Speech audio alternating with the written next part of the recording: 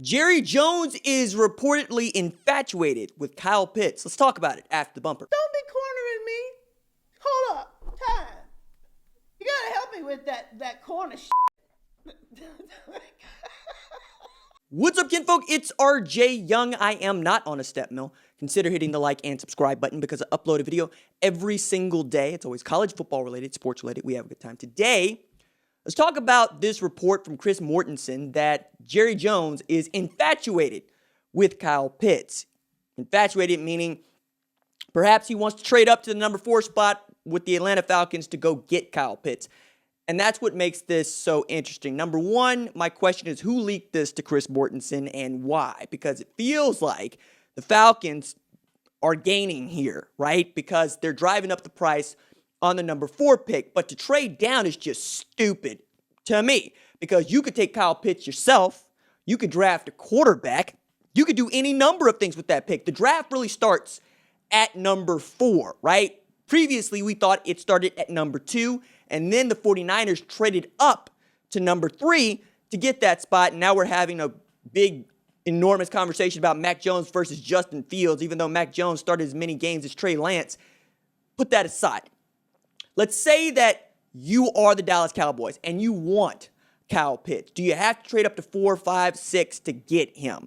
Maybe, perhaps, right? It really depends on what you think about Jamar Chase, what you think about Devontae Smith, what you think about J.C. Horn, what you think about Patrick Surtain. And that's just for starters, right? That's before we get into, stop hitting the mic, Zaven Collins or Micah Parsons, right? And we could keep going from there. So there are a number of players that you could take ahead of a Kyle Pitts at number 4 and it not be indefensible, right? What is indefensible to me is to trade out of that spot. However, if you're the Dallas Cowboys and you want Kyle Pitts, yes, who would not like to see Dak Prescott, Amari Cooper, my God, right? Michael Gallup, CeeDee Lamb in the slot, okay, with Kyle Pitts. But I'm going to just throw this out here. Dalton Schultz had the best season of his career last year. He got 63 passes, most of them from bums. Ben DiNucci ain't it. Andy Dalton ain't it. Dak Prescott is it, and he's got his contract now, right? Chicago, what the hell are you doing? Like, you should trade up with Atlanta to go get Justin Fields at 4 if that's what it takes, but you're not going to do that because you've made Andy friggin' Dalton your QB1. I don't get it, man. I don't understand. I can't help you there. But if I am the Dallas Cowboys and Kyle Pitts is there for me, and he could be there for you, go ahead and take him, right? But it's not as if you have to lock yourself into Kyle Pitts there because, as I mentioned, you can go get other dudes. Now, I'm going to throw this out here. Kyle Pitts is an inch taller and 1 pound heavier than Dalton Schultz. But if you line them up next to each other, one does not look like the other, all right? Like, Dalton Schultz is listed at 6'5", 244. Kyle Pitts, 6'6", 245 with 4.4 speed and hands, right? We're calling him Megatron Jr., Megatron Light, because that is what the dude reminds so many people of, the comp being Calvin Johnson. Now, there's a great argument for whether or not Calvin Johnson is the greatest wide receiver of all time, just on sheer talent. And when he was throwing the ball, the things he could do with it. We can have great arguments, I believe, around Jerry Rice and others, right? But for my generation, it's really difficult to not put Calvin Johnson at the top of the list. And anybody that gets compared to Calvin Johnson, yeah, that dude's probably going to be pretty good. Also, add to this that Calvin Johnson came out of Georgia Tech when they were running triple option, but they still threw that dude the ball at wide receiver. Another way of saying Calvin Johnson probably plays tight end anywhere else, right? And I would love to see Calvin Johnson still playing. But more than that, I would like to see Kyle Pitts playing basketball, right? Because these dudes that could play basketball, Tony Gonzalez, Antonio Gates, that also play tight end, tend to be pretty good. I bet Kyle Pitts is just murdering people in, games of pickup.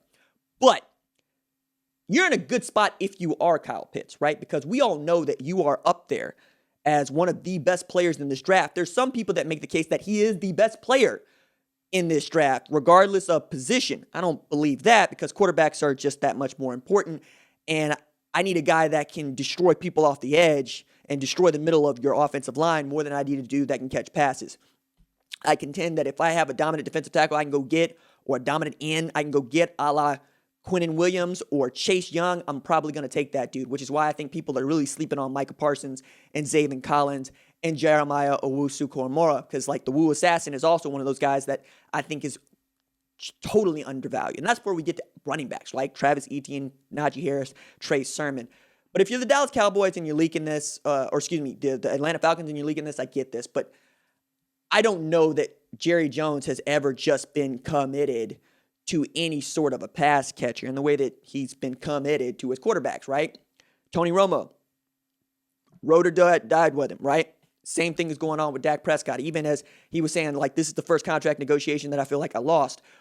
But if it leads to a Super Bowl, which is exactly what Jerry Jones wants before he dies, because he wants to be able to prove to everybody else that he can win one without Jimmy Johnson building the roster, which is another asinine, stupid conversation to have a little bit later on.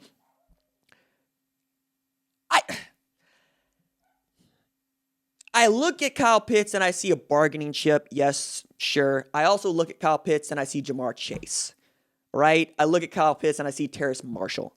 Okay, I can go get dudes. Somebody is going to Justin Jefferson in this draft. Somebody is going to be the guy that everybody wishes that they had taken. In the same way that people look back on some of even the picks from last year, a couple of years ago, and go, wow, we really did sleep on that dude, even as a first-round pick, right? So, like, for instance, thinking about the Seahawks taking Jordan Brooks a couple years ago, or last year, I was going, what? I don't understand.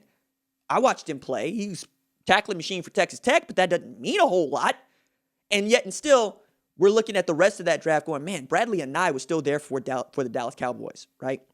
Neville Gallimore was still there for the Dallas Cowboys.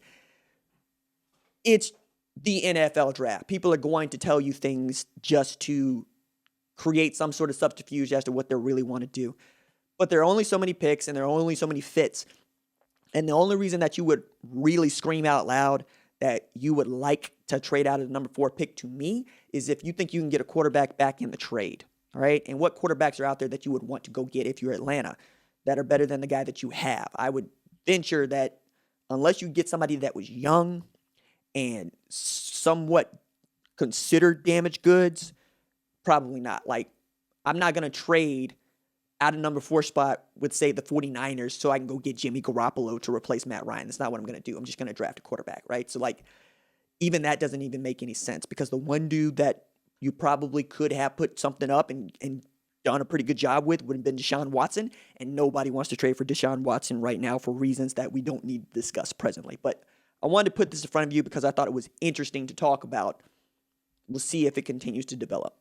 Doses.